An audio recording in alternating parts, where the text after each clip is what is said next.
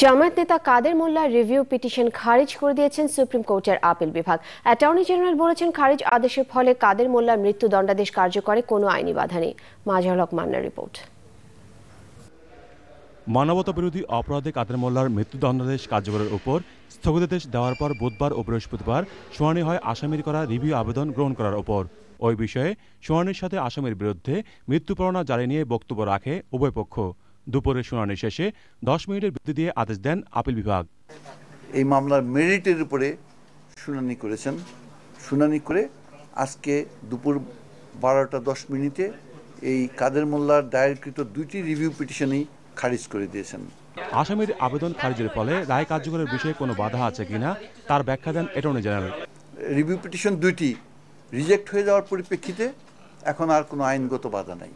যদি আদালত কোনো অবজারভেশন দিতেন, যদি কোনো অবজারভেশন দিয়ে মতামত দিয়ে পিটিশনটা ডিসমিস করতেন, তাহলে এটার কপি নেওয়ার দরকার ছিল। কিন্তু যেহেতু আদালত ডিসমিস করে দিয়েছেন কোনো রকম অবজারভেশন ছাড়া, সুতরাং এখানে আর কোনো রকম আইনগত বাধা নেই। আদেশের পর একই বিষয়ে নিজেদের প্রতিক্রিয়া জানায় আসামিপক্ষ। আমরা এই রায়ে ক্ষুব্ধ।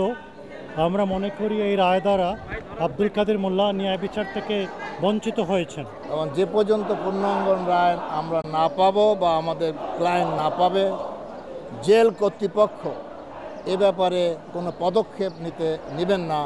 এইটাই সাধারণ নিয়ম, সাধারণ আইন।